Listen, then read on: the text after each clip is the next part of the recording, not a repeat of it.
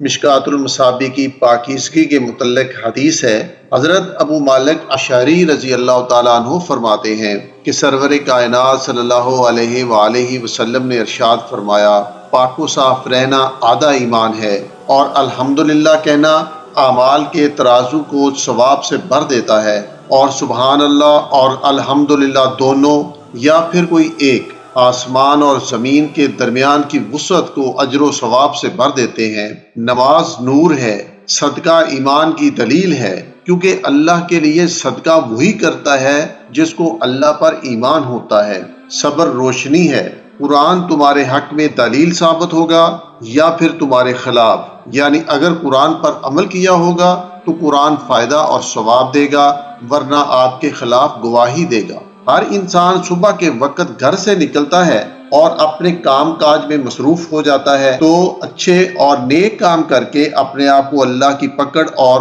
عذاب سے آزاد کرا لیتا ہے، یا گناہ اور برے کام کر کے اپنے آپ کو تباہ و برباد کر لیتا ہے۔ جبکہ ایک دوسری روایت میں ہے، لا الہ الا اللہ واللہ اکبر زمین و آسمان کے درمیان ہر چیز کو ثواب سے بھر دیتا ہے۔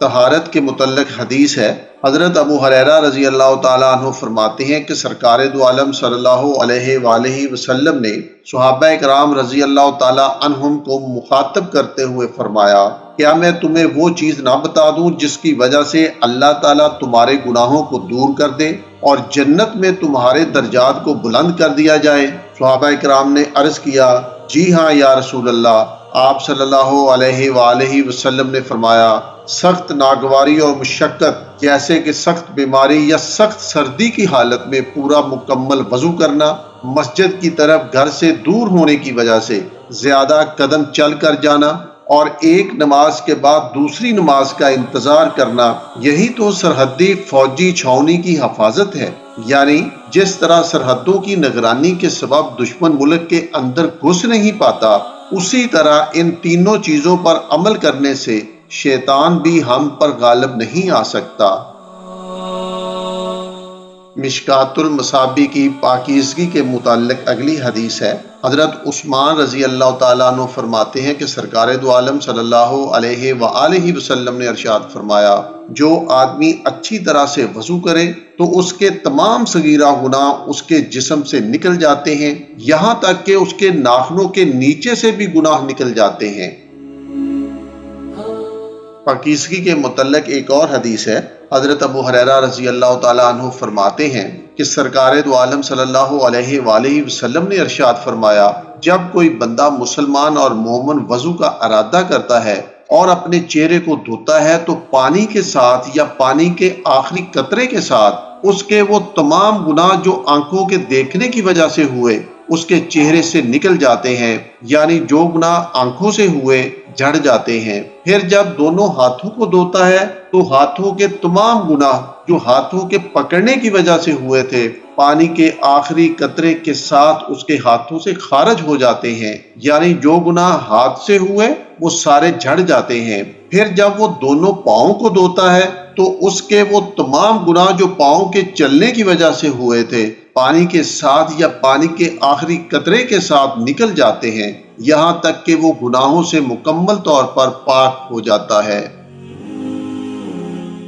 مشکات المصابیح کی پاکیزگی کے متعلق اگلی حدیث ہے۔ حضرت عثمان رضی اللہ تعالیٰ عنہ فرماتے ہیں کہ سرکار دو عالم صلی اللہ علیہ وآلہ وسلم نے ارشاد فرمایا، جو مسلمان فرض نماز کا وقت آنے پر اچھی طرح سے وضو کرے اور نماز میں خشوع و خضوع یعنی قلبی سکون، عاجزی اور انکساری کے ساتھ ادا کرے تو اس کی یہ نماز ان گناہوں کا کفارہ ہو جاتی ہے جو اس نے نماز سے پہلے کیے تھے، بس شرط یہ ہے کہ وہ گناہ کبیرہ نہ ہوں، اور ایسا ہمیشہ ہوتا رہتا ہے، یعنی وہ نماز جو گناہوں کا کفارہ ہے کسی زمانے میں مخصوص نہیں ہے، یہ فضیلت ہر زمانے میں قائم رہتی ہے۔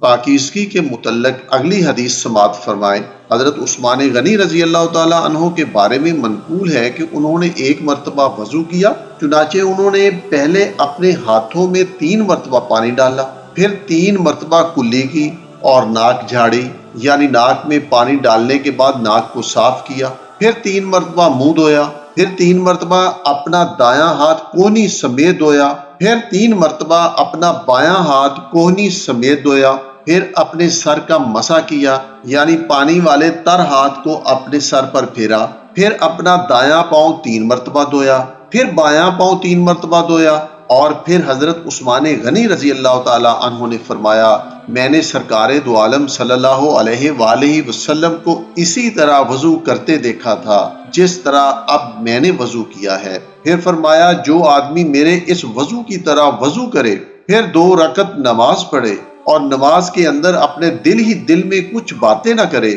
یعنی پورے دھیان سے پورے خضوع سے نماز پڑھے، تو اس کے تمام پچھلے گناہ بخش دیے جاتے ہیں۔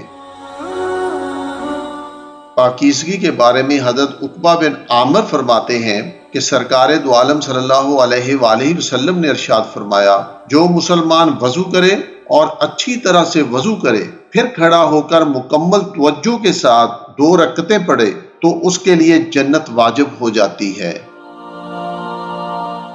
مشکات المصابیح کی پاکیزگی کے متعلق اگلی حدیث ہے۔ حضرت عمر بن خطاب رضی اللہ تعالیٰ عنہ فرماتے ہیں کہ سرکار دو عالم صلی اللہ علیہ وآلہ وسلم نے ارشاد فرمایا تم میں سے جو شخص وضو کرتا ہے اور اچھی طرح مکمل وضو کرتا ہے اور پھر یہ کہتا ہے اشہد ان لا الہ الا اللہ وان محمدا عبدہ ورسولہ، یعنی میں اس بات کی گواہی دیتا ہوں کہ اللہ واحد کے سوا کوئی عبادت کے قابل نہیں اور محمد صلی اللہ علیہ وآلہ وسلم اللہ کے بندے اور اللہ کے رسول ہیں، جبکہ ایک دوسری روایت میں بھی ہے کہ پورا وضو کرنے کے بعد اس طرح کہے اشہد ان لا الہ وحدہ لا شریک لہ واشہد ان محمدا عبدہ ورسولہ، یعنی میں گواہی دیتا ہوں اس بات کی کہ اللہ واحد کے سوا کوئی عبادت کے قابل نہیں، وہ اکیلا ہے، کوئی اس کا شریک نہیں، اور شہادت دیتا ہوں اس بات کی